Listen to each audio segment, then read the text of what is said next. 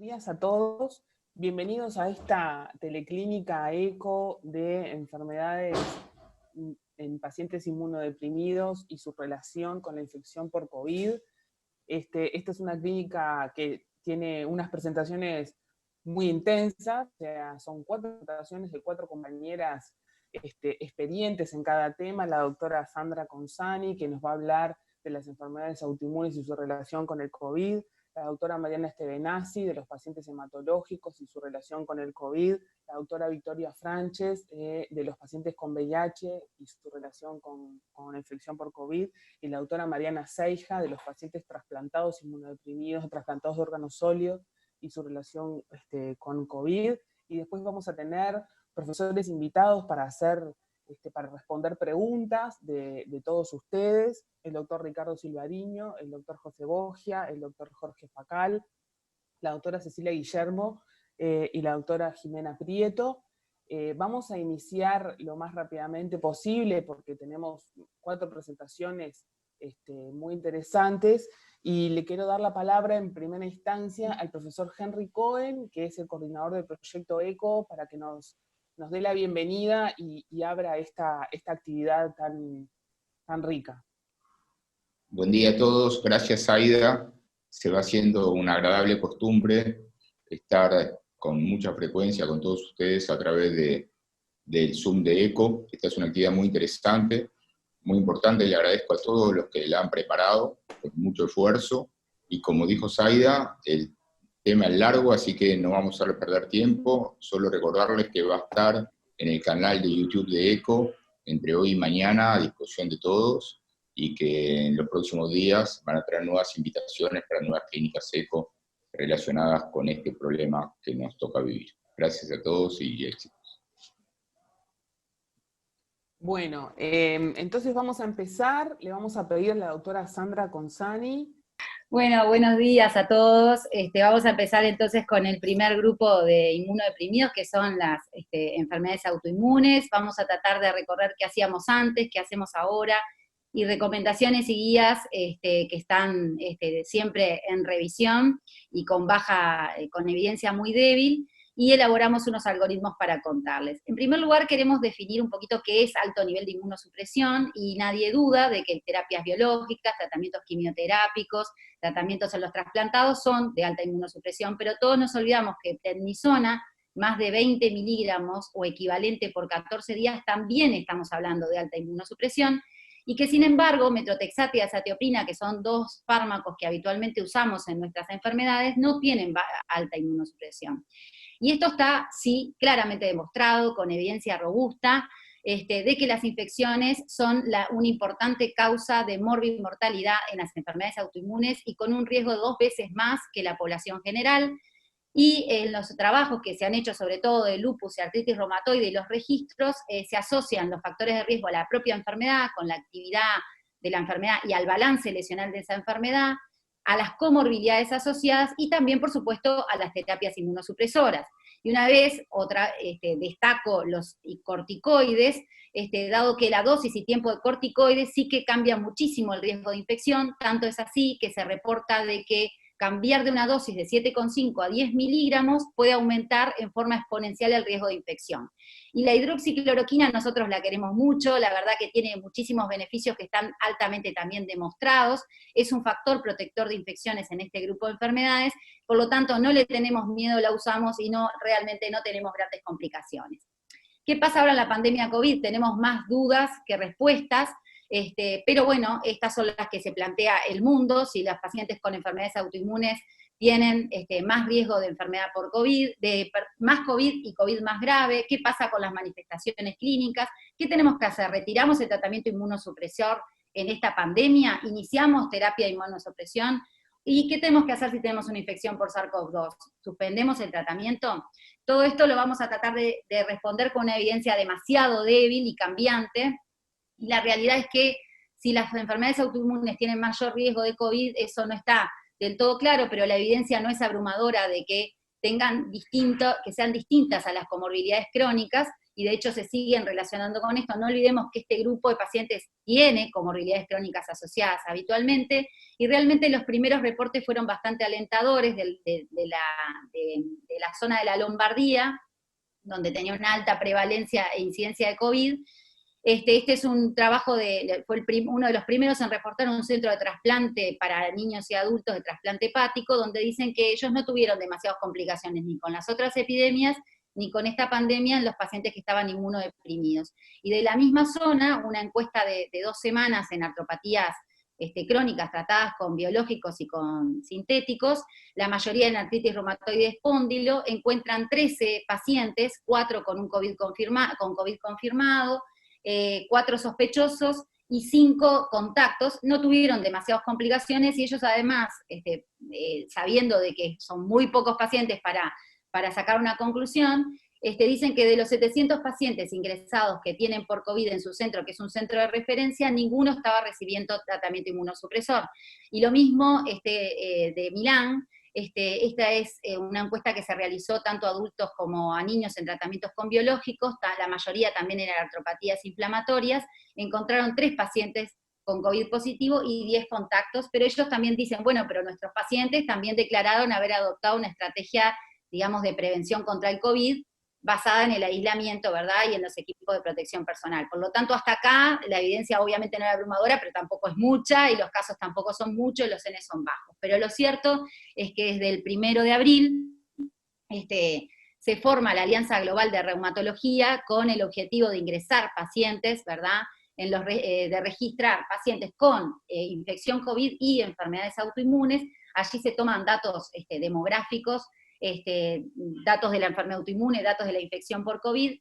Al mismo tiempo, ellos están realizando una encuesta a los pacientes de la experiencia vivida, del impacto psicológico y también físico, más o menos con variables similares, y hasta ahora llevan un registro de 1828 y de registro de infecciones por COVID en 6 continentes, y un registro de encuestados 12.492. Ellos hicieron una primera publicación donde la mortalidad, la hicieron al 16 de abril, a los 15 días, tenían 110 pacientes, y la mortalidad había sido de 5%. Actualmente, si uno mira los datos ya desde el 9, quiere decir que tampoco es tan así, que las infecciones, que la COVID no es más grave en las enfermedades autoinmunes, pero también es cierto que aquí había que ver qué comorbilidades tiene, comparar con otras poblaciones para saber si realmente es así, pero ellos también, además, hacen otra publicación en lupus, que parecería que el lupus podría ser dentro de las enfermedades autoinmunes más graves, pero por supuesto esto no está del todo claro, pero sí es cierto que los lupus podrían ser más propensos a tener un curso complicado, y eso tiene una explicación patogénica, más allá de todos los factores de riesgo que hablamos al inicio. El lupus tiene una desregulación epigenética inherente, con una hipometilación del ADN, que así como lleva a la producción de linfocitos autorreactivos, lleva a la hipometilación de genes que regulan el interferón y otras citoquinas, y a la estimulación macrofágica y a la famosa tormenta de citoquinas, y también, increíble, fíjense, a la sobreexpresión del AC2, que lleva a mayor predisposición a tener una infección por COVID.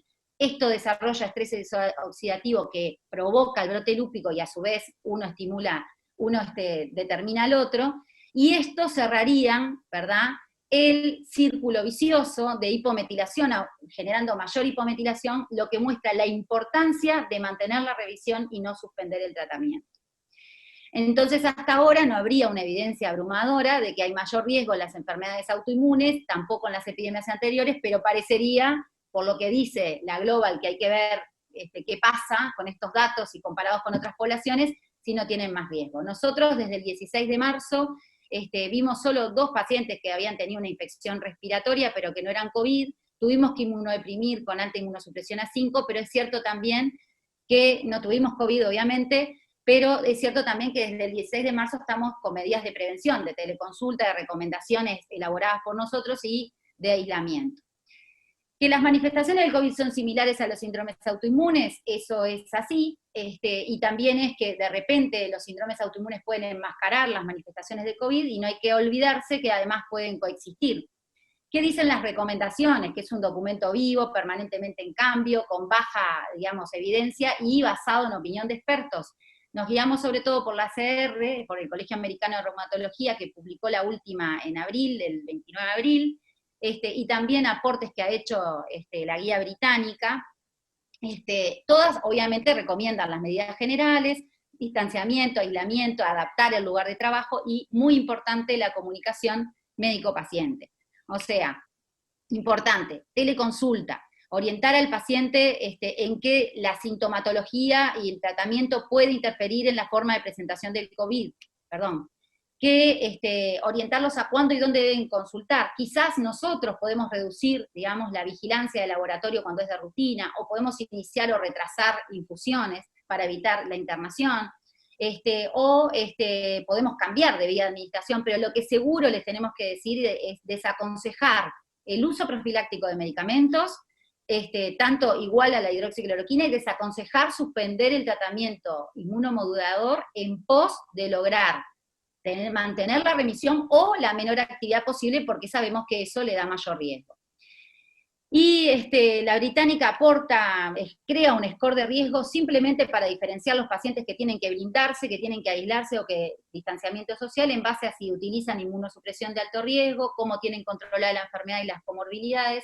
Y lo cierto es que finalmente queda este último grupo que está señalado, que solo merece distanciamiento social, el otro hay que aislarlos, que son los que están estables y con hidroxicloroquina o sulfasalacina. Y las guías dicen, corticoides, menor dosis posible, dosis efectivas para el control de la enfermedad autoinmune y no suspender bruscamente. Eso es siempre, no continuar con IECA y con AINES y solo suspender los AINES en aquellos casos de infección grave, y todos los pacientes que estén estables, sin infección, sin exposición, continuar con la terapia. Y eso es lo que dice, estas son las guías, y particularmente en el lupus dice, inicie la hidroxicloroquina, si está embarazada, por favor, continúe la hidroxicloroquina porque tiene peores resultados, eso ya lo sabemos. Si tiene que iniciar belimumab, inicie, y si hay enfermedades autoinmunes que recién se debutan, o con actividad de la enfermedad, por ejemplo, si son artropatías inflamatorias, continuar con el esquema del treat to target, del tratamiento al blanco, es decir, si yo tengo que cambiar un sintético biológico, cambiarlo.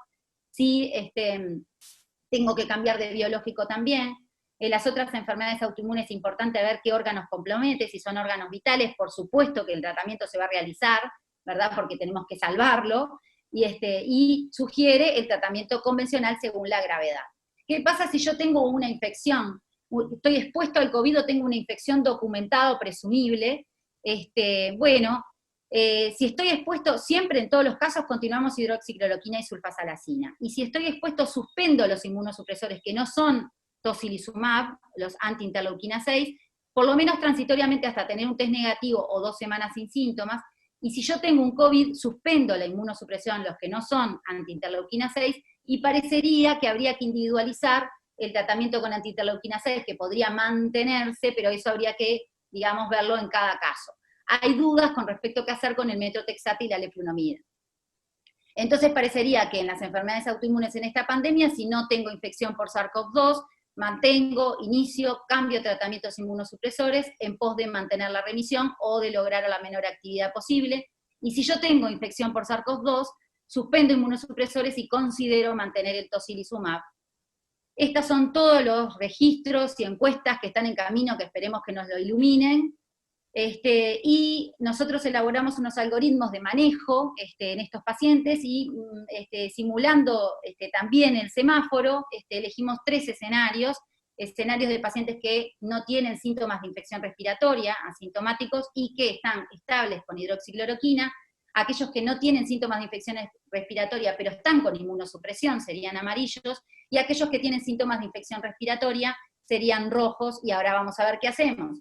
En el escenario 1, que serían los estables sin infección respiratoria y sin inmunosupresión, haríamos lo mismo que la población general, pero quizás deberíamos en algunos pacientes tomar algunas precauciones, por ejemplo, los que asisten público, los que son personal de salud, ver las comorbilidades, y siempre, por favor, mantener el tratamiento. ¿Qué hacemos con los que no tienen infección respiratoria, pero están con inmunosupresores? Acá los aislamos, pero además lo que hacemos es dividir en 2 grandes grupos, aquellos que ya conocemos la enfermedad, que la enfermedad es conocida, o los que debutan. Los que la enfermedad es conocida y está estable, no modificamos nada. Si el paciente está activo o en brote, lo que hacemos es fijarnos si tiene compromiso de órgano vital. Si tiene compromiso de órgano vital, hay que tratar según la pauta. Si no lo tiene, ajustamos el tratamiento según la actividad, podemos tomar algunas opciones que toman los grupos que tienen mayor incidencia de COVID, que es, si tenemos que hacer alta inmunosupresión, aislar durante 15 días y luego iniciar la inmunosupresión. Si el paciente debutó con la enfermedad autoinmune, lo mismo. Si tiene riesgo vital, si tiene un compromiso de órgano vital, tratamiento convencional. Si no lo tiene, empezamos un tratamiento sintomático, según la enfermedad autoinmune, más o menos hidroxicloroquina, y lo mismo, si queremos iniciar inmunosupresión y es de alta inmunosupresión, quizás lo podemos aislar 15 días y después ver según la situación epidemiológica también, ¿no? ¿Qué hacemos cuando el paciente tiene una infección respiratoria? Y bueno, hisoparlo, ¿no? Lo hisopamos y seguimos, si es positivo, las pautas del MSP, suspendemos, ¿verdad?, transitoriamente los anti-interleuquina 6, los que no son, perdón, anti-interleuquina 6, los que no son tocilizumab, lo suspendemos ¿hasta cuándo? Hasta que haya una prueba negativa o después de 2 semanas sin síntomas. Y si tiene tocilizumab, lo vemos el caso en particular. No suspendemos ni hidroxicloroquina, ni mesalazina, ni sulfasalazina. ¿Qué pasa si el hisopado me da negativo? Sigo el tratamiento de la enfermedad respiratoria no COVID, pero ojo, porque si tenemos alta sospecha, capaz que puede ser un falso negativo y capaz que tenemos que hisopar otra vez.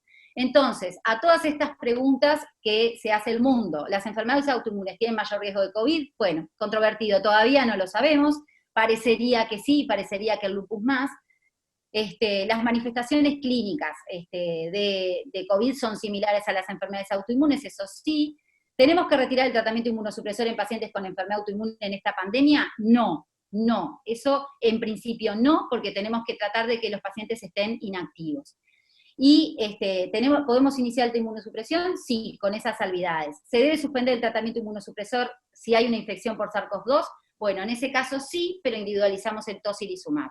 Estas son las respuestas, y algo que no podemos olvidar es de recomendar el distanciamiento social, el aislamiento, las recomendaciones generales, y mientras sea posible la telemedicina.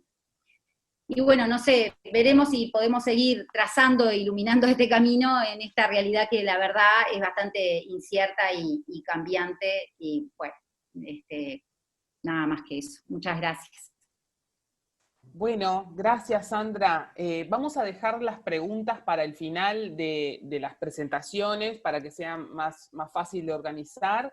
Así que yo les puse ahí por el chat que pueden ir mandando algunas preguntas, pero si no, igual después vamos a dar la palabra. Vamos a seguir entonces con la presentación de la doctora Mariana Estebenazzi. Hola, buen día. En primer lugar, queríamos con Cecilia agradecer la oportunidad para participar en esta clínica especial. Y bueno, nos vamos a referir a los pacientes hematológicos en esta situación de la pandemia COVID, como pacientes que se consideran a grandes rasgos como inmunodeprimidos. Bueno, podemos posicionarnos como que los pacientes hematológicos son una población vulnerable, teniendo en cuenta además las dudas que se están generando a nivel del ministerio, que se generan listados de pacientes que están provocando mucha movida a nivel de la población preguntando, y bueno, como hematólogos es todo un desafío. Me costó un poco hacer la charla en 15 minutos, porque en realidad, como es toda la especialidad casi de la hematología, y bueno, simplemente a modo de introducción decir que los pacientes que nosotros nos enfrentamos, por un lado tenemos a los hemato-oncológicos, como ustedes conocen, a todas las leucemias agudas y crónicas, las mielodisplasias, los linfomas y las discrasias plasmocitorias, que cada patología tiene sus características especiales y sus tratamientos que lo posicionan en un estado de riesgo, pero también tener en cuenta que también asistimos a pacientes con afecciones benignas, dentro de las que destacamos a las inmunodeficiencias primarias y secundarias, fundamentalmente las secundarias, que pueden ser vinculadas, como se mencionó previamente, a tratamientos inmunosupresores o incluso a las propias patologías hemato-oncológicas.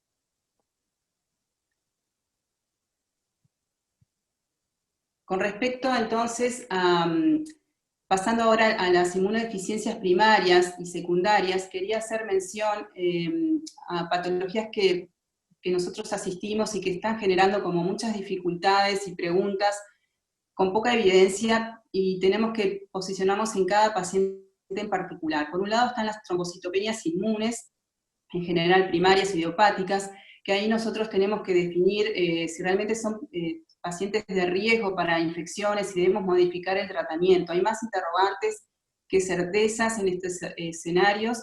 Decir que estos pacientes en general, bueno, si es necesario tratarlos, tenemos que elegir cuál es el mejor tratamiento y ver en realidad cuál es la epidemiología del país, del nosocomio, digamos, donde está inserto ese paciente, y bueno, tratar de no utilizar quizás los corticosteroides, utilizarlos en la menor dosis posible. Con respecto al uso de la gamma globulina, en realidad sería como una buena opción, pero también tenemos que tener en cuenta que es un tratamiento con una duración que no va más allá de 3-4 semanas en general, y además requeriría que el paciente fuese al hospital a que se le administre. También generamos la esplenectomía, la tratamos de diferir en estos pacientes, pero se posicionan también en la posibilidad de poder utilizar agentes trombopoiéticos, como el Trombopac, que contamos en Uruguay, que es de vía oral, podría ser una buena opción. El rituximab, que como todos saben, un anticuerpo monoclonal, generaría un estado de inmunodepresión, por lo tanto, en estos pacientes que si bien se pueden utilizar en segunda línea, en este escenario quizás sería mejor diferirlos. Otro escenario que por suerte es poco frecuente, pero nos podemos enfrentar en esta situación de pandemia, es la aplasia medular o las mielodisplasias hipoplásicos, que estos requieren también tratamientos inmunosupresores, y bueno, se plantea que en el uso de la timoglobulina, la TG, quizás si fuese posible tratar de evitarla, porque como se sabe, esta es de mayor riesgo para infecciones virales, aunque en general es más que nada los herpes virus, no se sabe qué puede pasar con el coronavirus, pero se asume que pudiera ser pacientes de más riesgo. Lo mismo que el uso de la ciclosporina y los trombopoiéticos. En estos pacientes se está planteando de que, bueno, si fuese posible, y según la situación epidemiológica, quizás la mejor combinación sería el uso de la ciclosporina y los trombopoiéticos. Otro escenario que daría como también para otra charla sería los pacientes que fueron trasplantados. Como se ven en la lista del ministerio, ponen al post-trasplante, a los trasplantados de progenitores hematopoiéticos, pero hay que tener en cuenta que depende un poco del tipo de trasplante, si es autólogo o sea halogénico, dentro de los halogénicos, qué trasplante es, si es haploidéntico, etcétera, relacionado o no, y el tiempo del trasplante, porque no es lo mismo si el paciente se trasplantó hace 10 años o está en pleno post-trasplante, y qué tipo de tratamiento inmunosupresor, si es que lo está recibiendo, etcétera. A la derecha, si ven, está una gráfica que siempre utilizamos en la diplomatura de trasplante, que es cómo se ve lo que es la reconstitución inmune, que incluso en pacientes post-trasplantados, sobre todo halogénicos, puede persistir la linfodepresión por muchos años. Los esplenectomizados también es otra pregunta que se hace, que bueno, se considera que son como situaciones obviamente de inmunodepresión, pero en el contexto del COVID no hay datos y no se plantea que en realidad per se pudieran ser pacientes de mayor riesgo, porque en realidad serían como los esplenectomizados de mayor riesgo para gérmenes bacterianos encapsulados. De todas formas hay que tener la precaución. Y un gran capítulo son las inmunodeficiencias primarias. Nosotros compartimos estas patologías con otros especialistas. Hay poca evidencia. Actualmente en el hospital tenemos una unidad que nos estamos dedicando a este tema con gente especializada, y revisando un poco qué dice el mundo o algunos referentes, pude participar ahí en una charla del doctor Klaus Warnatz, que estos plantean que en realidad estos pacientes se ha visto que de los registros hubieron pocos casos de inmunodeficiencias primarias con COVID, que la severidad puede ser variable. Lo que ellos plantean que eventualmente en aquellos, por ejemplo, con inmunodeficiencia común variable, quizás tengan como una latencia de curación más lenta, como el virus más prolongado, con más posibilidad de contagio a otros pacientes. También se podría plantear en estos pacientes, quizás que están en sustitución con gamas globulinas, bueno, de pasar a la subcutánea para que sea una administración más que nada ambulatoria. Hay un sitio que nosotros usamos mucho, que es bueno, de la Sociedad Americana de Hematología, donde se plantean diferentes cuestiones, frecuentes preguntas con respecto a todos los pacientes hematológicos, como dijimos, benignos, y los hemato-oncológicos, que no los voy a detallar porque sería como muy extenso y es más para la especialidad. También buscando otras experiencias, me fui a ver este artículo que me pareció interesante, que bueno, que es donde surgió todo, en China, en Wuhan. Esto es un estudio de cohorte de abril. Ellos analizan 128 pacientes hemato-oncológicos hospitalizados, de los cuales 13 habían tenido la infección por COVID-19, y también analizan a 228 trabajadores de la salud, de los cuales había 11 pacientes que se habían infectado, sobre todo trabajadores del CTI. Plantean que los hemato-oncológicos, el tratamiento antineoplásico estaba en la gran mayor parte de los pacientes, pero que no hubo una diferencia en cuanto a los tipos de patología, ni estados de enfermedad, ni el número de tratamientos recibidos como predictores para decir que se iban a infectar. Con respecto a la discusión de este trabajo, ellos vieron en su estudio que el 10% de los COVID positivos en pacientes hemato-oncológicos en esta población de Wuhan, que era versus el menos de un 1% en pacientes con otros cánceres no hemato-oncológicos hospitalizados. Plantean que no hay predictores, que los hemato-oncológicos COVID positivos serían más propensos a presentar mayor severidad y fatalidad. No se encontró una asociación con patologías hemato-oncológicas específicas. Las imágenes tomográficas eran similares a los pacientes no hemato-oncológicos. La mortalidad, si bien fue un poco mayor, se plantea en relación probable a coinfecciones bacterianas vinculadas a la neutropenia o a la enfermedad o al tratamiento antineoplásico, y que tenían más riesgo, obviamente, los pacientes que estaban internados en el CTI. Y bueno, recomendaciones como medios generales y casi de sentido común, que hay que tener atención especial a estos pacientes, sobre todo los hospitalizados en áreas de cuidados intensivos. También ahora yendo a América del Norte, en realidad, como decíamos, de la Sociedad Americana de Hematología, ellos tienen un registro, un data hub que es voluntario, es colaborativo, y por lo tanto, por lo que veo, no hay como de mayores datos a la fecha. La última revisión que viste fue del 21 de mayo, y ellos muestran allí que se habían registrado 146 pacientes hemato-oncológicos COVID positivos, con mayoría de hombres, mayoría entre 60 y 80 años, y con una distribución por patologías hemato-oncológicas variables, pero con predominancia de leucemias agudas y linfomas no hodgkinianos. Con respecto a la evolución, bueno, se vio que era variable, pero que la gran mayoría tenía una evolución de severidad moderada. Hubieron 37 fallecidos y 100 recuperados, y como ven en la gráfica de abajo de la tabla de barras, hay diversos tratamientos como se les ha realizado a los pacientes COVID en otros escenarios. Con respecto al conteo de neutrófilos, al tiempo del diagnóstico de la infección COVID, como era de esperar, en realidad los pacientes presentaban más de 1000 neutrófilos, o sea, la neutropenia no era un factor predictor ni de mayor riesgo. Como vemos allí, había gran cantidad de pacientes que habían sido infectados y recuperados, pero también había fallecidos. Con respecto a la evolución de la infección COVID, según las patologías hematológicas, la gran mayor parte, como habíamos dicho, eran leucemias agudas y no Hodgkin. Con respecto al tipo de tratamiento hemato-oncológico previo al diagnóstico de la infección COVID, la mayoría de los pacientes estaban recibiendo un tratamiento o lo habían recibido 3 meses previos.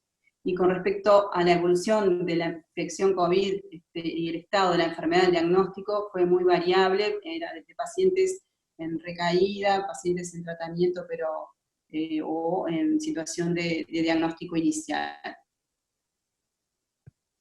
Bueno, después, yendo ahora a Oceanía, estamos tratando de buscar evidencia y respuestas en diferentes escenarios o experiencias.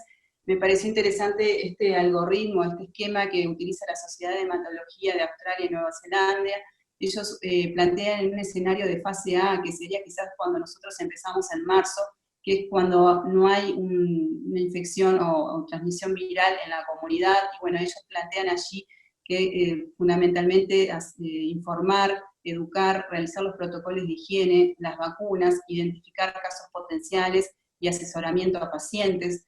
El escenario B, que sería el naranja, que quizás es el que estamos actualmente viviendo, que ya está circulando el virus en en el país, pero con los sistemas de salud en buenas condiciones, con posibilidades de respuesta, y ellos ahí se focalizan en que hay que mantener las medidas previas y la prevención de la adquisición nosocomial y del staff, realizar el screening de COVID a los pacientes sospechosos, los protocolos de aislamiento, esto es muy importante, de los pacientes hemato-oncológicos COVID positivos o sospechosos, y optimizar las medidas profilácticas.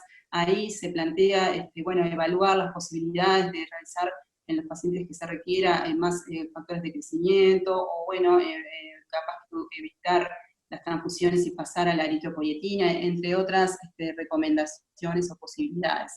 Y el escenario C, que sería que esperemos que no nos suceda, que sería en el caso de que se saturen los sistemas sanitarios, y ahí sí nos tendríamos que poner a pensar para priorizar los tratamientos urgentes y hemato-oncológicos necesarios, reducir el riesgo de complicaciones terapéuticas que no podamos manejar correctamente.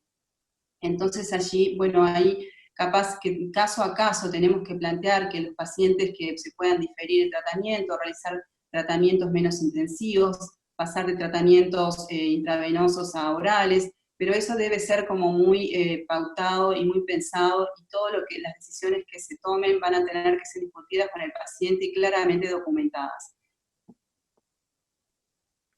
Y y yendo ahora un poquito a España, que también son centros de mucha referencia para nosotros, y con todo lo que les ha sucedido, nos pareció importante mostrar esta experiencia del doctor Canales, del Hospital Universitario Sector de Hematología de La Paz, de Madrid, y que ellos plantean diferentes retos que la verdad que en algunos compartimos, que son el manejo del paciente hemato-oncológico con o sin COVID, las dificultades diagnósticas que nos pueden generar en los pacientes que tienen neutropenia febril, y que, como saben, las imágenes tomográficas y todas esas dificultades que tenemos, porque pueden llegar a ser similares a las infecciones por este virus, todo lo que genera el cambio de logística o estructura del hospital, las dificultades que podemos llegar a tener en el abastecimiento de hemoderivados, y hay que establecer prioridades, quién debe continuar el tratamiento, cómo, dónde, el tipo de tratamiento, etc. Hay que evaluar cada paciente según cada patología, el estado y la fase de la enfermedad,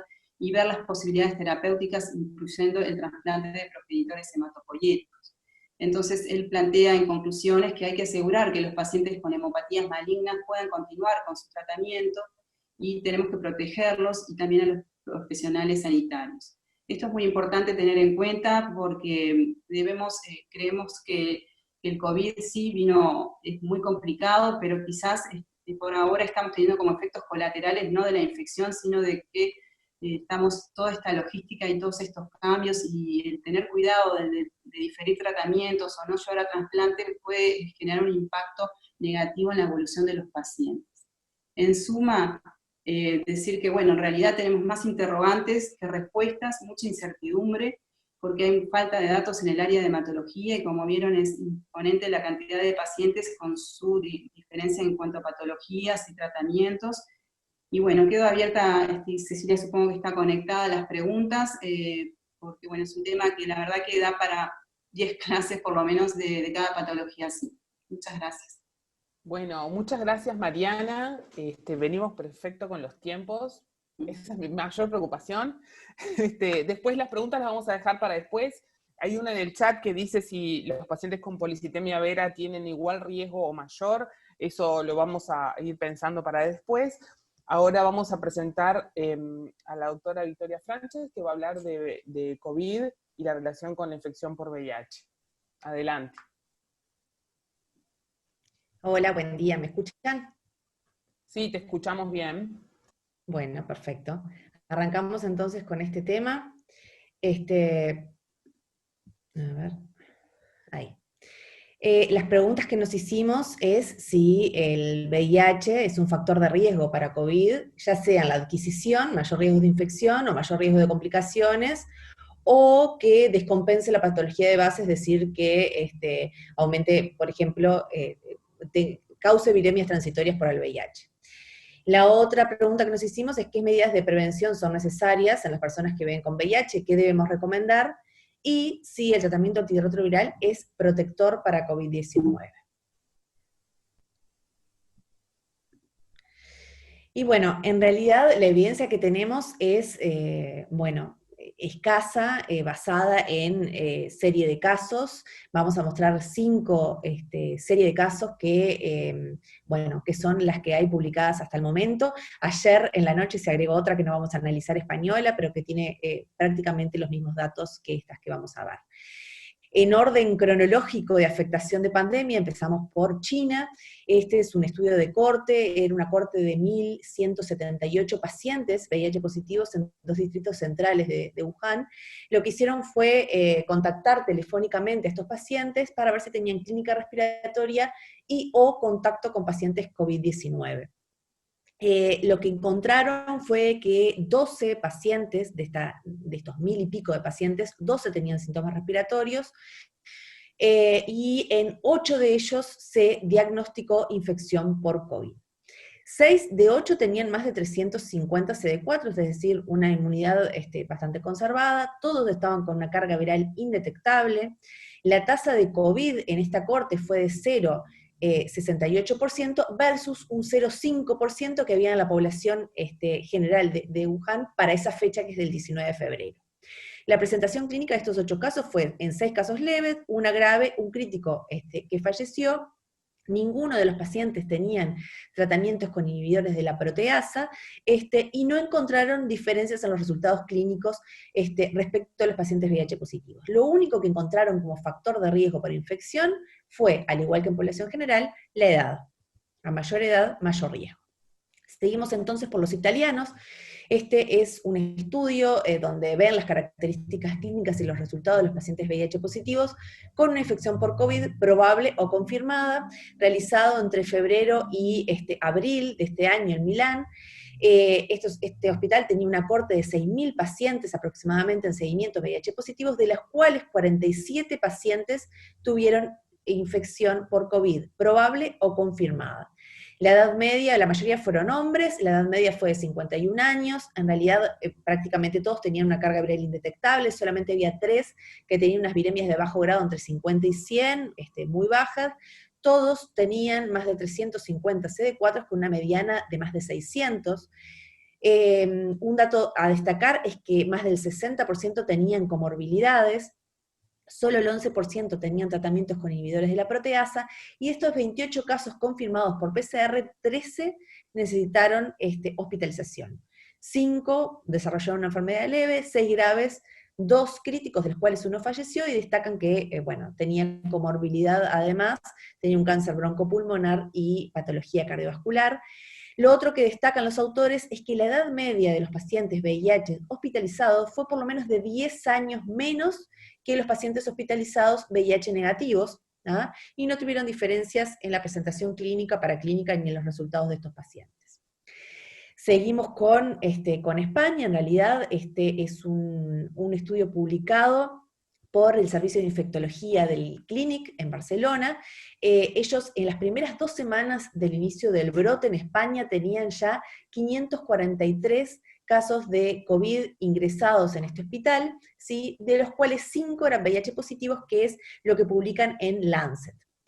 De todas formas, un mes después, en realidad, el doctor Blanco, quien es el principal autor de este estudio, aumenta la corte a 21 pacientes, lo que traduce para los pacientes que tienen en seguimiento, para la corte de VIH positivos que tienen seguimiento en el Hospital Clínic, una tasa de infección de 0,35, 0,45 por 100.000, que no difiere en realidad con población general. Con una media de edad de 40 años, son un poco más jóvenes, solamente 3 pacientes tenían más de 50 años, la mediana de CD4 fue muy buena, solamente 2 pacientes tenían menos de 200 CD4, estaban con carga viral indetectable 20 de 21 pacientes, 13 de estos pacientes, de estos 21 pacientes, requirieron ingreso al hospital, 3 en UCI, de los cuales el que fallece tiene como factores de riesgo la edad, hipertensión, diabetes y EPOC. Lo que destacan es que la presentación clínica y analítica no tuvo diferencias con los pacientes VIH negativos, y lo otro es que destacan que 6 de 10 pacientes que no requirieron ingreso a UCI estaban en tratamiento con IP, mientras que los que requirieron ingreso a UCI, ninguno tenía tratamientos con inhibidores de la proteasa. Con lo cual ellos toman la conducta, que si venían con un tratamiento antirretroviral sin inhibidores de la proteasa, le cambiaban al opinavir-ritonavir, y si tenían un inhibidor de proteasa como el darunavir, lo cambiaban al opinavir-ritonavir. Seguimos con los alemanes, que presentan una serie de 33 casos, también con una edad media de 48 años, con una buena inmunidad, la mayoría con carga viral indetectable. Nuevamente, el 60% tienen comorbilidades. La presentación de la enfermedad fue leve en la mayoría de los casos, el 76%, grave en el 6%, crítico en el 18%. La presentación clínica y analítica no tuvo diferencias con los pacientes VIH positivos, y ellos concluyen que los datos no respaldan un exceso de morbilidad ni mortalidad con respecto a los pacientes VIH negativos. Y por último llegamos a un estudio de Estados Unidos. Este es un estudio de corte, pareado retrospectivo, para caracterizar los resultados de pacientes VIH positivos con infección por SARS-CoV-2, en 4 hospitales de Nueva York, desde marzo, un mes y algo, desde marzo a abril de este año. Encuentran 21 pacientes VIH positivos con infección con COVID, pareándolos con 42 pacientes VIH negativos. La media de CD4 fue de casi 300, 6 de 19 tenían menos de 200 CD4, carga viral prácticamente todos, en tratamiento antirretroviral todos, y tampoco encontraron diferencias clínicas en la presentación ni en los resultados de los pacientes. Entonces, frente a la pregunta, si es el VIH un factor de riesgo para COVID-19, hasta el momento no hay evidencia clara de una tasa de infección, COVID-19 más alta o un curso de la enfermedad diferente en personas con VIH, todo basado en 130 casos de estas series. La mayoría de las series de casos informan una edad más joven de VIH hospitalizados con respecto a los pacientes que fueron hospitalizados por COVID no VIH, pero con tasas comparables de comorbilidad, por lo cual ahí podría estar la cuestión en estos pacientes. La mayoría de los pacientes en las series están bajo tratamiento antirretroviral, con carga viral indetectable y inmunidad normal, por lo cual no podríamos extrapolar estos resultados a otros pacientes. Y, bueno, debe suponerse que cuando hay menos de 200 CD4, el paciente no tiene TARP o está en fallo virológico, podría asociarse un mayor riesgo o una presentación más grave de la enfermedad. Basado en esto, ¿qué medidas de prevención son necesarias en personas que viven con VIH? Las mismas que para población general: la higiene de manos, la etiqueta de la tos, uso de mascarilla y distanciamiento físico. Y en cuanto a la pregunta si el tratamiento antirretroviral es protector para COVID-19, hay investigación en curso sobre antirretrovirales. Las más conocidas es con lopinavir, ritonavir. Bueno, el ensayo clínico letrizado que todos conocen, con 200 adultos hospitalizados con COVID grave, destacando que el comienzo del tratamiento fue luego de 13 días aproximadamente del inicio de los síntomas, no demostró ningún beneficio sobre la atención estándar, y tampoco hay evidencia con otros inhibidores de la proteasa, con otros fármacos de este grupo. En cuanto al tenofovir y la emtricitabina, hay alguna evidencia in vitro de que estos fármacos pueden unirse a una proteína de SARS-CoV-2 o que pueden inhibir la polimerasa, y de hecho hay un estudio en planificación que se llama EPICOS, que es un ensayo clínico teorizado que se va a realizar en España, y también probablemente acá en Uruguay, y donde se da tenofovir y emtricitabina y dosis bajas de hidroxicloroquina como profilaxis para COVID en trabajadores de salud, y bueno, habrá que esperar esos datos. Lo que sí es claro es que actualmente no hay evidencia disponible para justificar el cambio de terapia antirretroviral habitual en los pacientes VIH positivos que tienen infección por COVID. Lo que sí, en realidad hay muchísima bibliografía publicada, esto es solo alguno, es el desafío enorme que implica en los países que están gravemente golpeados por esta epidemia, mantener los cuidados de estos pacientes. Entonces, bueno, destacan que la implementación de medidas de cuarentena, distanciamiento social y contención comunitaria ha reducido el exceso de pruebas de VIH de rutina, el acceso, perdón, a las pruebas de VIH de rutina. Puede también obstaculizar la vinculación oportuna, así como la continuidad del TARP. Además, los médicos que asisten a los pacientes VIH positivos, mayoritariamente infectólogos o médicos clínicos, en realidad comparten la atención de VIH positivos y pacientes COVID, con los cuales se han visto absolutamente desbordados, y que es necesario prepararse para operar con recursos médicos mínimos, con el objetivo de asegurar la retención en TARP y de cuidados, potencializar las teleconsultas, la atención descentralizada, prorrogar los vencimientos de la medicación crónica del TARP y estratificar el riesgo de complicaciones y adherencia de los pacientes para saber cuáles pacientes tenemos que citar. Bueno, eso es todo. Bueno, muchas gracias, Victoria. Seguimos. También hay algunas cuantas preguntas para después, o sea que vamos a presentar la última presentación, que es la de COVID y relación con trasplante de órganos sólidos, de la doctora Mariana Seija. Perfecto. Bueno, para terminar la inmunosupresión en el trasplante renal, que la idea es que más tarde complementen Jimena Prieto con el resto de los trasplantes de órganos sólidos y Ricardo Silvariño con glomerulopatías. Bueno, ya sabemos que el coronavirus ha afectado la vida de todos de distintas maneras y ha afectado también la actividad del pre y del post-trasplante. A partir del 13 de marzo que se detectó el primer caso, la donación en Uruguay ha seguido la tendencia mundial y cayó en correlación con el aumento de la infección por COVID. Hasta el 20 de mayo solo se habían realizado trasplantes de urgencia y se habían realizado 4 trasplantes de hígado, lo que nos llevó a preguntarnos todos, como había una baja cantidad de casos nuevos por día y los beneficios del trasplante se mantenían, en un consenso nacional, en esto de abrir las perillas, se decidió a ver si había algún subgrupo de pacientes que aún en época de pandemia COVID se beneficiaran del trasplante. Entonces, para pensar a los pacientes, se optó por pensarlo en esta ecuación de riesgo: qué riesgo tienen los pacientes de continuar en diálisis versus de trasplantarse durante la pandemia COVID, y consideramos en ese momento riesgos a los cuales va a estar sometido el paciente por ocurrir dentro de la pandemia. Entonces, lo primero fue el riesgo de contagio. El riesgo de contagio, que si vemos lo que pasó en Nueva York, el 50% de los trasplantados se contagiaron en la comunidad, un 30% a nivel familiar y un 20% asociado a los cuidados de salud. Y esto ocurrió en el lugar donde fue el epicentro de la pandemia. Hoy por hoy en Uruguay, exceptuando los casos de Rivera, la tasa de contagio a nivel comunitario es bajo, por lo cual nos habilitaba a abrir el programa de trasplante a un subgrupo de pacientes. El siguiente riesgo al cual estábamos sometidos a abrir el programa de trasplante es la sobrecarga que ocurre al empezar la actividad de trasplante al sistema de salud, no solo por los trasplantes, sino también por el riesgo de complicaciones e internaciones vinculadas a las complicaciones, que en este momento no era un problema en el Uruguay. Y el tercer problema era adquirir la infección de COVID en el post-trasplante, y eso es lo que vamos a desarrollar un poquito en lo que sigue.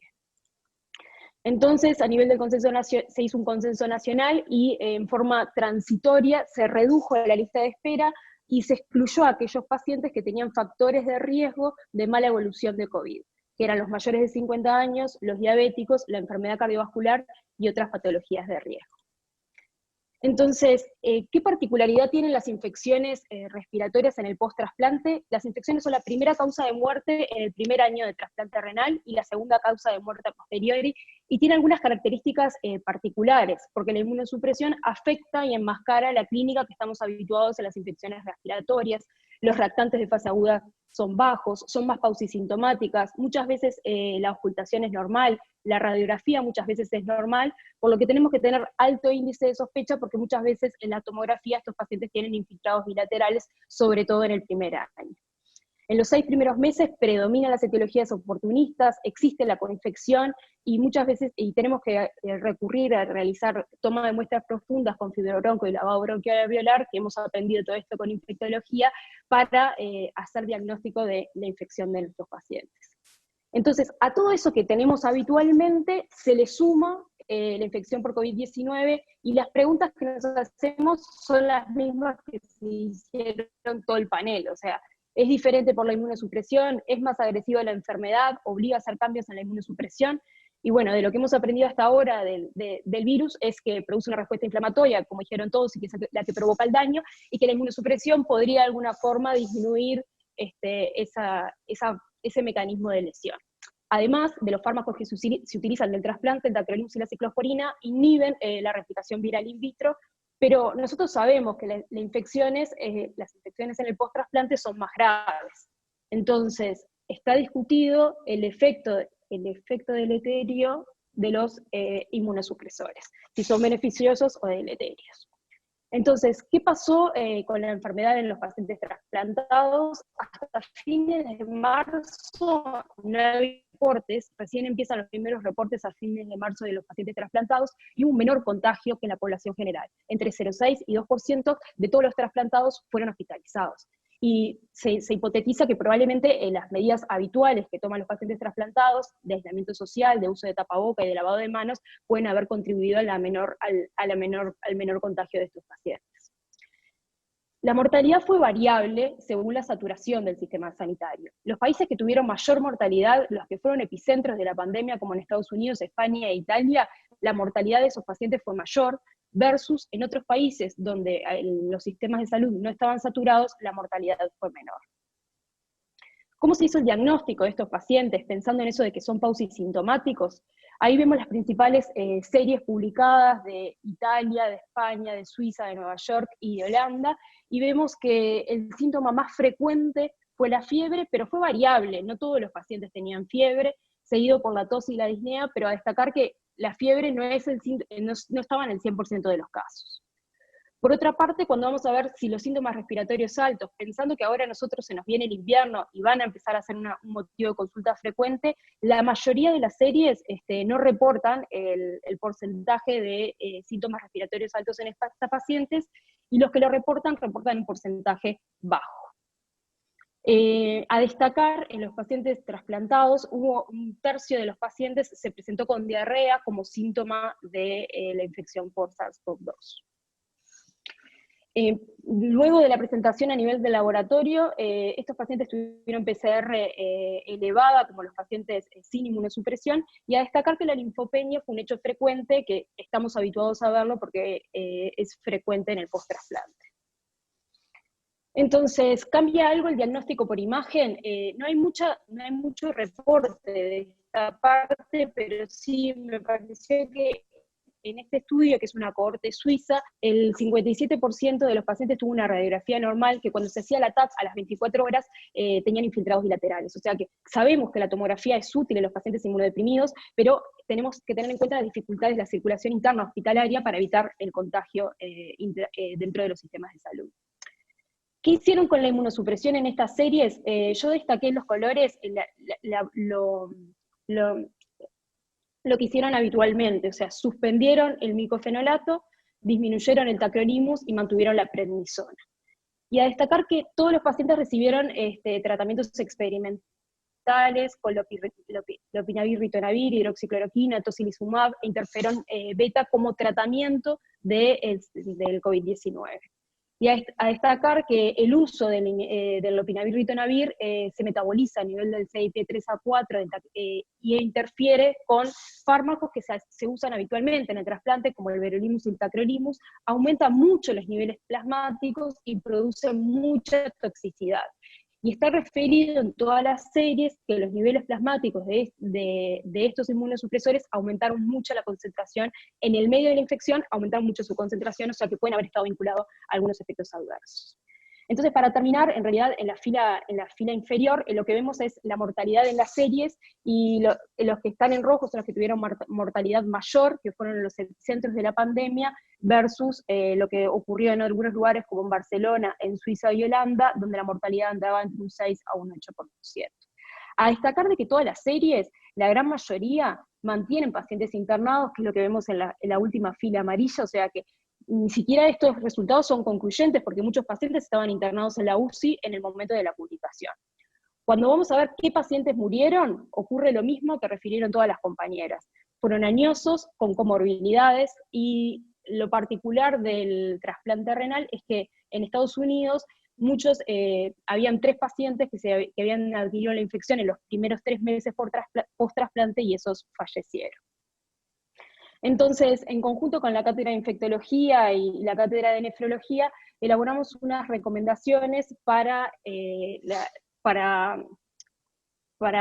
manejar la infección por COVID en los pacientes inmunodeprimidos.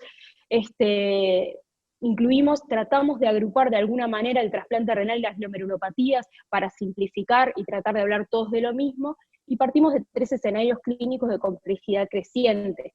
los pacientes asintomáticos que no tuvieron contacto ni tienen infección, la infección respiratoria alta e infección respiratoria baja. A los pacientes asintomáticos, como dijeron todas las compañeras, promover el aislamiento domiciliario, el teletrabajo, las vacunas, el control telefónico. No me voy a detener en el manejo de las enfermedades autoinmunes porque fue lo que nombró Sandra. Y sí, el siguiente algoritmo decreciente fue los pacientes que tienen síntomas de infección respiratoria alta, o sea, rinitis, odinofagia o fiebre, sin tener elementos de infección respiratoria baja como tos, expectoración o disnea. A ellos, realizar el PCR con hisopado de SARS-CoV-2, que en el caso de ser positivo, valorar en el trasplante la suspensión del micofenolato o la azatioprina, y evaluar que si no tiene un medio continente, ingreso.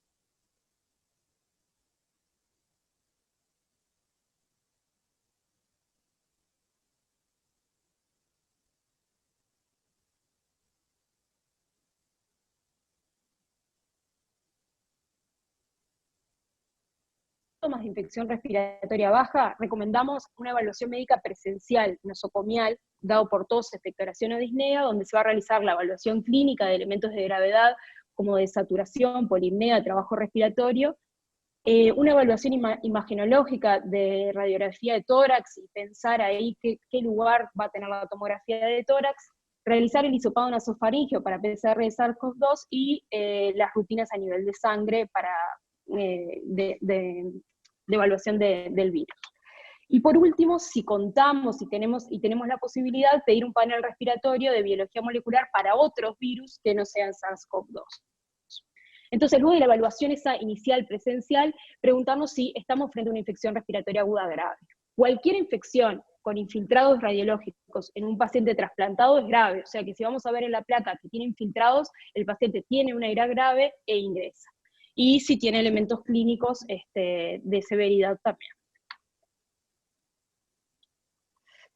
¿Qué particularidad tiene el trasplantado con herida grave? Es que nosotros normalmente recurrimos a la toma de muestras respiratorias por fibrobroncoscopía, pero en este caso, en el SARS-CoV-2 sabemos que es una maniobra generadora de aerosoles y debemos diferirla y evaluar caso a caso si realizarla o no. Pero tenemos que aprovechar lo que tenemos y la toma de muestras respiratorias. Por ejemplo, si el paciente requiere intubación orotraqueal, es una oportunidad para tener unas muestras profundas del aspirado traqueal para todas las búsquedas que hacemos habitualmente de bacterias, hongos y virus, y aquí le vamos a agregar el PCR de SARS-CoV-2. En caso de que el paciente no requiere intubación, vamos a realizar el hisopado nasofaríngeo, que en caso de ser positivo, vamos a evitar la fibrobronco por la posibilidad de generar aerosoles, pero en caso de ser negativo, tenemos que pensar si vamos a repetirlo o considerar la fibrobronco de acuerdo a la situación clínica del paciente.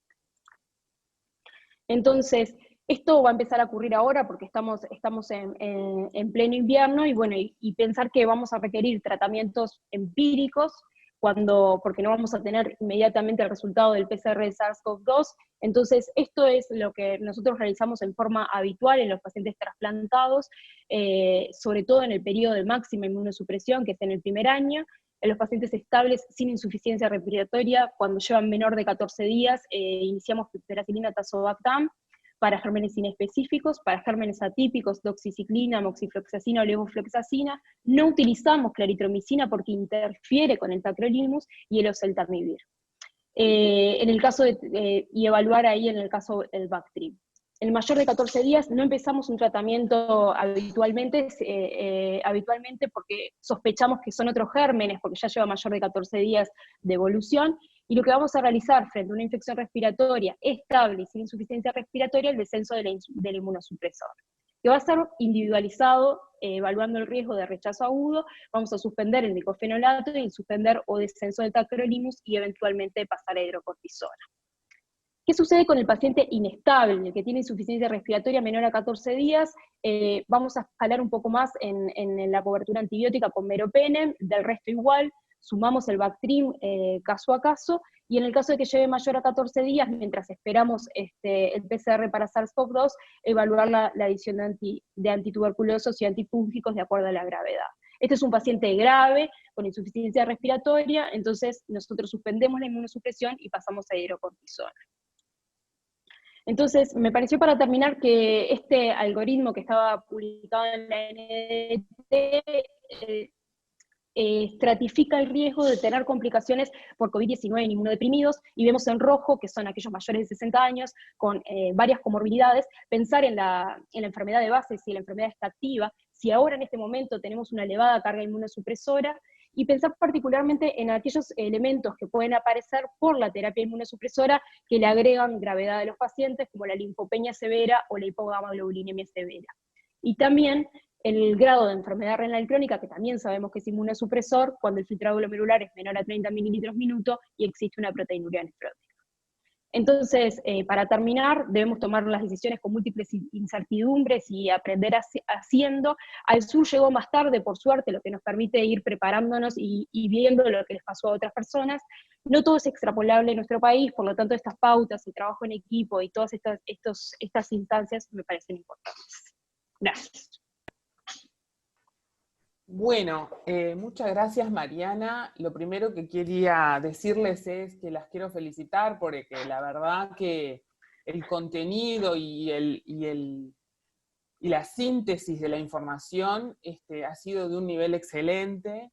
Tenemos media hora para responder algunas preguntas, para darle paso a los invitados que van a comentar algunas de estas presentaciones y de estos temas. En primera instancia vamos a habilitar al profesor Jorge Facal, que está conectado, para que haga el comentario que él quiera sobre la presentación que quiera, por supuesto. Hay una pregunta ahí sobre cada cuánto tienen que controlarse los pacientes con VIH, con CD4 y carga viral, que me gustaría que si puede también la responda, ya que está. Y bueno, no sé, Jorge, si estás por ahí. Sí, buenos días, Aida. Gracias por participarme en este webinar. Primero, felicitar, igual que hiciste tú, a todos los expositores porque hicieron exposiciones realmente muy, muy interesantes.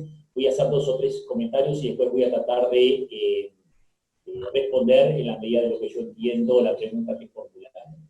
Lo primero que quiero mencionar es que un poco de la experiencia nacional, que junto con el profesor Julio Medina y con Henry Albornoz, entre otros, integramos un comité de fallecidos en el Ministerio de Salud Pública donde se analizan justamente los decesos por COVID-19. Y no hemos tenido hasta ahora, llevamos revisado más o menos 17 del total de fallecidos, no hemos tenido hasta ahora pacientes ni con enfermedades autoinmunes sistémicas, ni pacientes VIH positivos. Lo que ha habido con respecto a estos temas que fueron analizados hoy son pacientes oncológicos, pero que no estaban en tratamiento oncológico activo por recién. Todavía nos quedan 4 o 5 pacientes más para revisar, para ponernos al día con respecto al total de los fallecidos. O sea que los números son muy pequeños, así que creo que conclusiones no se pueden sacar.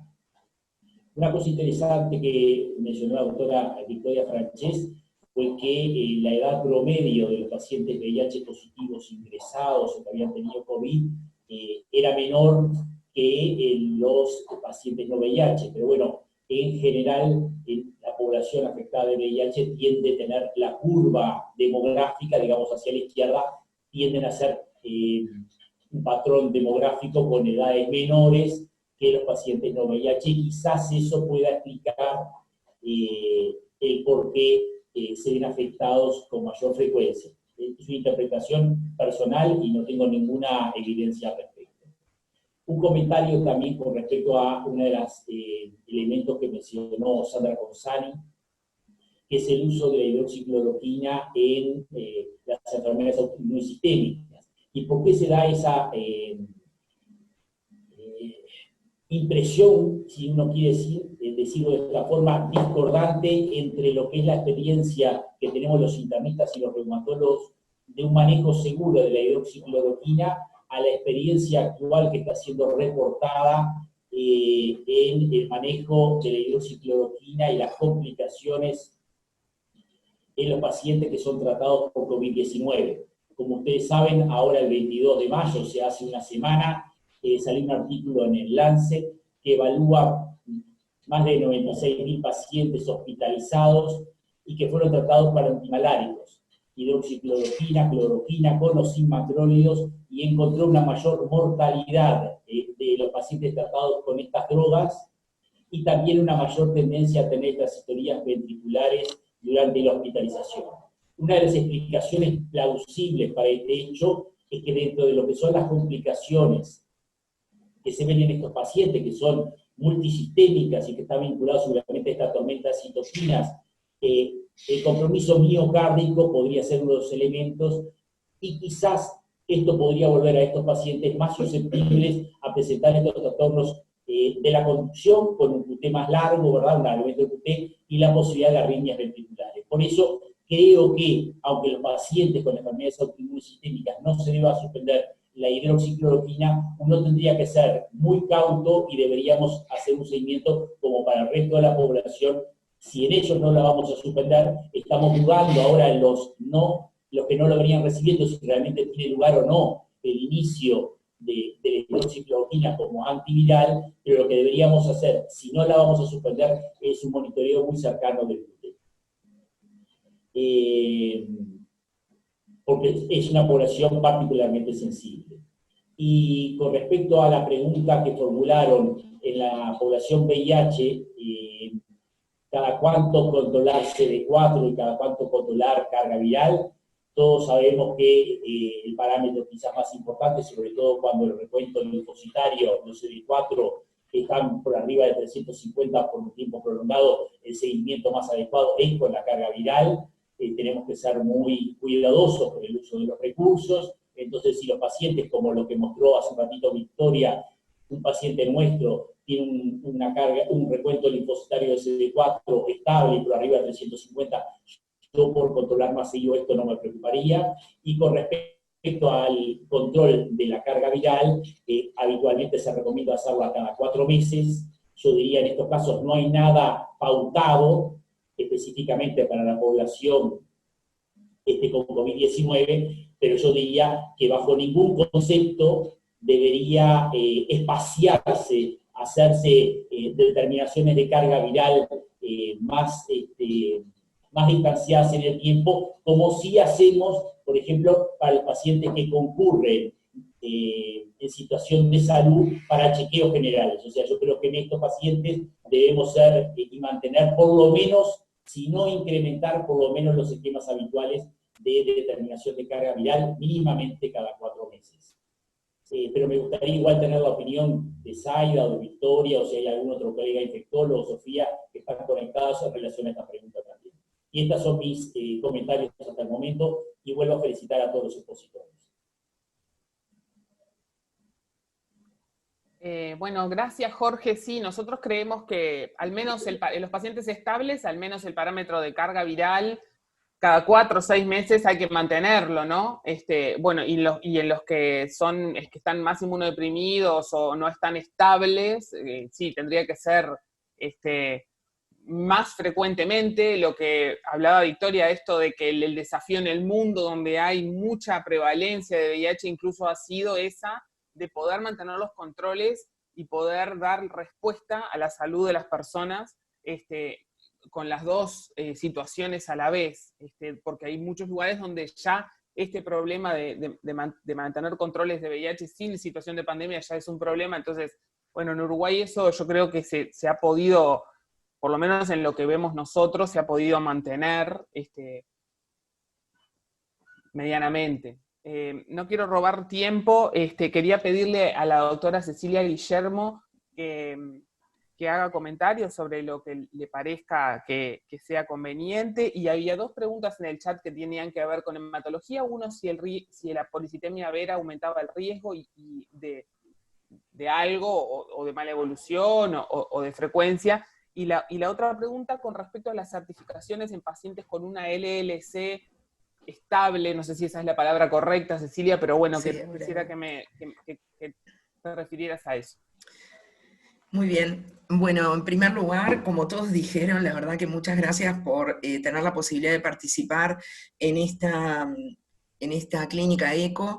Me parece que fue una excelente iniciativa. Además, quiero destacar que Sandra fue la que, digamos, de alguna manera unó todas estas presentaciones en cuanto a pacientes que comparten la inmunosupresión de distintos tipos, a distintos niveles, algunos más humorales, otros más a nivel celular, y algunos que combinan ambas inmunosupresiones, y eso hace que tengan un manejo particularmente difícil. La verdad que felicito, como ya lo dijeron, a todas, porque fueron presentaciones buenísimas, con un excelente nivel de revisión bibliográfica, y tratando de alguna manera de manejar tanta información que nos llega a diario. Creo que nunca estuvimos expuestos a este bombardeo de información que es continua, y que comparte, y que tiene algunos problemas, porque mucha es de baja calidad de evidencia, pero justamente ayer hablábamos, que es con lo que tenemos para trabajar. No podemos estar esperando tampoco la generación de estudios randomizados o de características especiales por el tiempo y la forma en que se ha desenvuelto esta pandemia. Del punto de vista específico de la hematología, nosotros también hemos trabajado en conjunto con la Sociedad de Hematología del Uruguay para generar pautas en cuanto a cómo manejarnos en la logística del tratamiento y el enfoque de nuestros pacientes, que también requieren seguimientos muy cercanos muchas veces. Y quería destacar una de las frases con que presentó Mariana Benassi, en donde uno de los primeros puntos para nosotros fundamental es asegurar el tratamiento adecuado de nuestros pacientes, porque lo que se ha visto en el mundo también, que involucrados en el temor por el contagio, digamos, y en la limitación a del acceso a los servicios de salud, esto ha provocado la existencia de diagnósticos tardíos, de consultas tardías, de a veces complicaciones por las cuales el paciente no llega al centro hospitalario, y en el mundo, me refiero, ha provocado problemas que estamos también tratando de evitar acá en Uruguay. En cuanto a algunas consideraciones, también quería decir que sobre lo que decía el doctor Facal, en nuestro país no se han reportado ningún caso de paciente hematológico que concomitantemente haya desarrollado el COVID, y tampoco han habido pacientes, obviamente, por lo tanto, que hayan fallecido por COVID.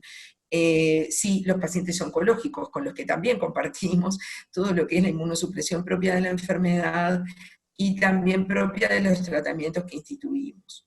Creo que para nosotros lo más importante es evitar, como ya dijeron, la concurrencia innecesaria a los centros de salud, mantener al paciente lo más en domicilio posible, con una correcta y frecuente comunicación telefónica, y establecer pautas de seguimiento acordes a cada una de las patologías que, como mostró Mariana Benassi, son un gran número y con muchas diferencias. Tampoco quiero alargar mucho esta exposición, porque me interesan mucho las preguntas y los comentarios del resto de la audiencia, por lo que me iba a referir a las dos preguntas que nos hicieron.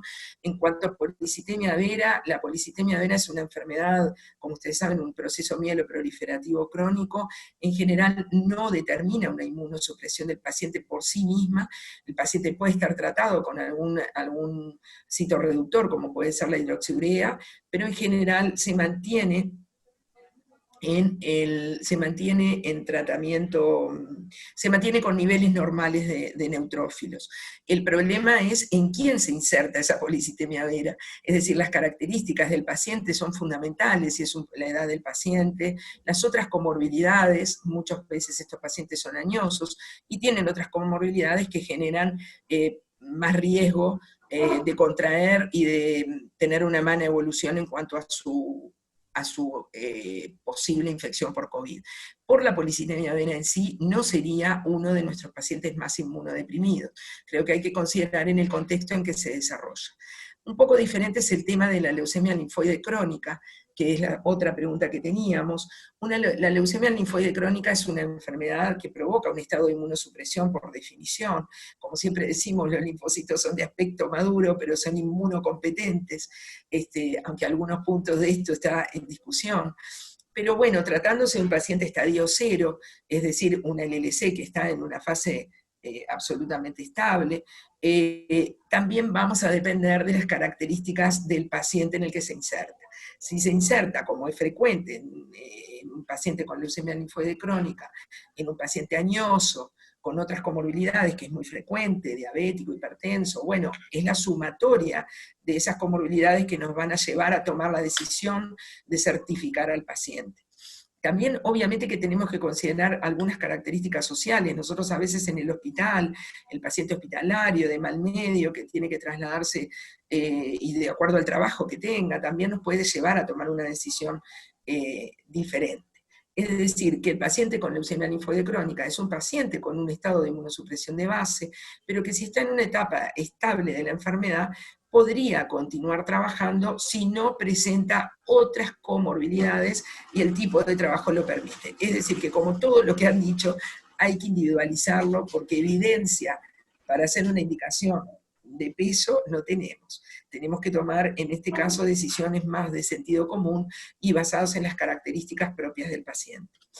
No sé si, creo que hay otra pregunta, sí, pero... Cecilia, hay una pregunta que es muy interesante, me parece que lo más breve que puedas, porque estamos con poco tiempo, pero están preguntando sobre la postura de los hematólogos en el triage para hacer poliquimioterapia con respecto al diagnóstico y al hisopado, o sea, eso que hemos hablado nosotros también, ¿no? Y bueno, que hay guías, capaz que brevemente un lineamiento. Sí, nosotros no presentamos, la verdad que no presentamos las guías, las pautas que elaboramos en general en conjunto con la Sociedad de Hematología, y la conducta general que tomamos es, en general, los pacientes que ya conocemos y que nosotros podemos poner en cuarentena desde el momento que empezó ahora la pandemia, y podemos asegurarnos que las condiciones en que cumple la cuarentena son buenas, no ha tenido contacto. Por ejemplo, un paciente que tenemos con un linfoma que ya viene en tratamiento, ya el paciente está en la mitad de su tratamiento, conocemos cómo se comporta, adhiere, etcétera.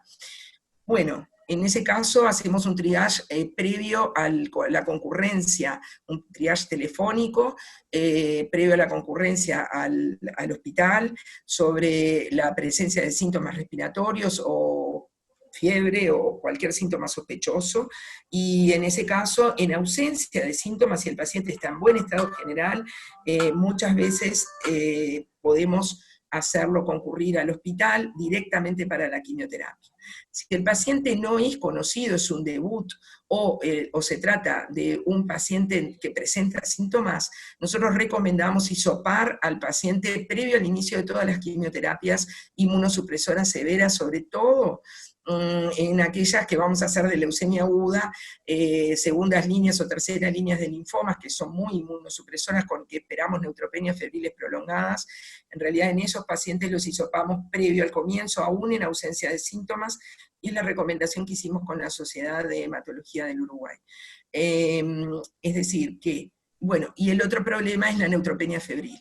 En la neutropenia febril realmente incluimos el hisopado, y eso es un problema logístico que en el hospital lo hemos logrado solucionar parcialmente, y gracias a la ayuda de Zaida y de todo el equipo que trabaja en COVID también en el hospital, porque el paciente que viene con neutropenia febril, ustedes saben que es una emergencia hematológica, hay que aislar al paciente por la neutropenia febril, es decir, es un paciente que está neutropénico, y necesitamos dentro de la evaluación realizar un hisopado, no sabemos si es COVID, por lo tanto va a tener que estar internado en una zona donde puedan estar los sospechosos COVID, pero sin tener contacto con los pacientes, con los otros pacientes, porque no puede infectarse durante el periodo de descarte. Así que lo que hemos tratado de hacer es tener de alguna manera esas precauciones en la sala de internación COVID, tratar de obtener los resultados rápidamente y por ahora, hemos tenido siempre resultados negativos, los hemos podido trasladar rápidamente a la sala de hematología. Lo que intentamos es que no ingrese a la sala de hematología ningún paciente ni con sospecha, ni que vaya a recibir quimioterapia intensiva sin hisopado negativo. Bueno, muchas gracias, Cecilia. Vamos a darle la palabra a Ricardo Silvariño, que estaba por ahí también conectado, para que nos hable de lo que crea conveniente, de estas presentaciones. Hay una pregunta ahí que podría ser para él o para Jimena Prieto, que no tiene nada que ver con COVID, que habla de la profilaxis en personas trasplantadas renales con infecciones urinarias a repetición, que quizás podríamos mandarle algún material al colega que nos está pidiendo, porque no es el tema, pero bueno, si quieren comentar algo. Ricardo, ¿estás por ahí? Sí, estoy acá, muchas gracias, las presentaciones todas útiles. Creo que no he demasiado más para aportar de lo que han dicho. Solo un comentario, que yo creo que la mejor forma que tenemos en este contexto muy particular, ayudar a nuestros pacientes, entiendo yo, es generar una red en la cual podamos comentar. No sé si se escucha adecuadamente. Sí, se escucha, te sacamos el video porque se cortaba un poquito, ahí se escucha, dale. Perfecto.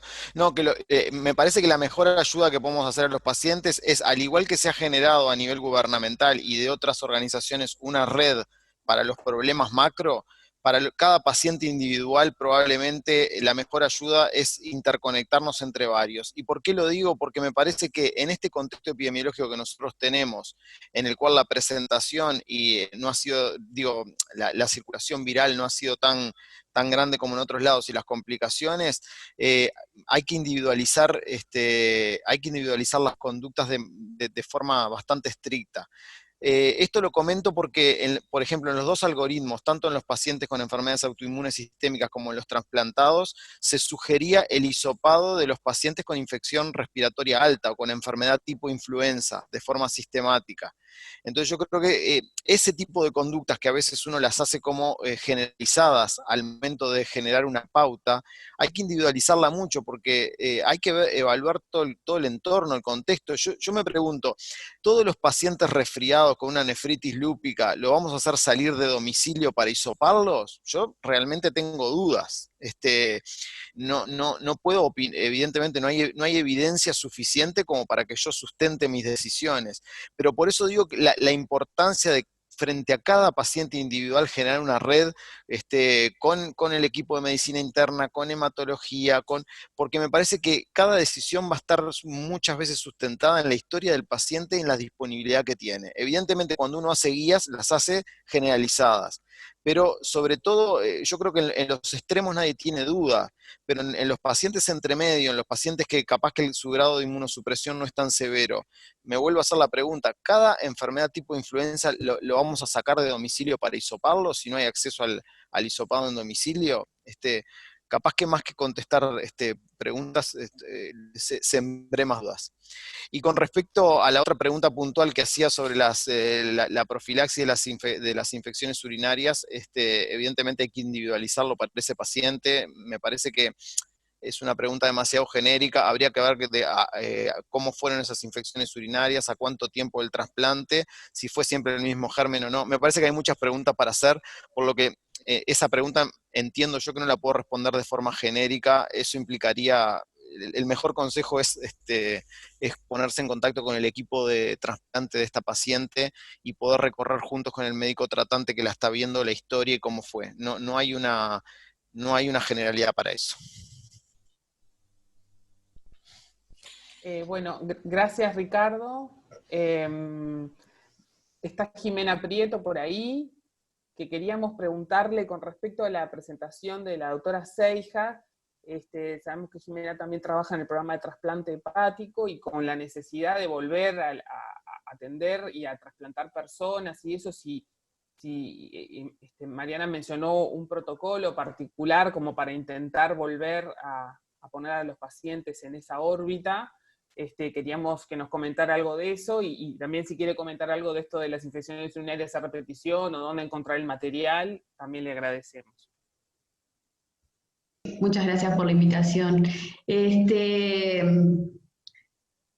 Mencionar lo que me preguntaste simplemente de lo que ha sido la experiencia en trasplante hepático en esta situación de pandemia. Nosotros, a diferencia de trasplante renal, no tenemos un método de sustitución para lo que es la función hepática, por lo cual hay ciertos pacientes que corren mayor riesgo si no se trasplantan, que se trasplantan. Por ese motivo se generó un protocolo en el cual habían 3 pilares, una situación ideal de testeo, tanto donante como receptor, pero además acompañada de un pilar clínico y un pilar epidemiológico, tanto del donante como del receptor. Bajo ese tipo de protocolo, tomando el donante, el receptor, clínica, epidemiología para COVID-19 y situación de testeo, se han logrado trasplantar hasta la fecha, que empezó la pandemia, 5 pacientes, lo cual, si miramos nuestros números con respecto a trimestres iguales anteriores, de hecho ha estado igual el número de trasplantes o incluso en algún año, este año ha sido mayor. Los 5 pacientes han tenido una buena evolución, ninguno presentó por supuesto complicación por COVID, y lo interesante es que 2 de esos pacientes se trasplantaron incluso sin tener el test, se trasplantaron bajo los pilares clínicos y epidemiológicos, por eso me parece que está bueno reforzar eso, porque no tener el test solamente tampoco parece seguro para poder trasplantar a los pacientes, sino que nos reforcemos en esos 3 pilares. Simplemente mencionar eso, porque la verdad que lo que es la inmunodepresión en nuestros pacientes lo manejan los hepatólogos, y también tiene diferencias en cuanto al trasplante renal, ya que nosotros, al no tener un método sustitutivo, debemos hacer un muy fino descenso de los inmunosupresores si justifica según la severidad de la enfermedad. En cuanto a la pregunta de infecciones urinarias a repetición, estoy de acuerdo con lo que opinó Ricardo. Y en cuanto a testear a todos los pacientes que tengan síntomas respiratorios, yo creo que sí, que hay que testearlos, porque en este caso, después Zaida, me encantaría saber tu opinión, pero me parece que en este caso estamos hablando de, importa el paciente, pero acá va lo epidemiológico también, porque tú puedes decir, pero tal vez no le voy a ofrecer un tratamiento a este paciente, pero acá es muy importante, en mi opinión, hacer el diagnóstico para hacer el diagnóstico también epidemiológico de situación de aislamiento del paciente, familiar, entorno, por más que sean síntomas leves. Gracias.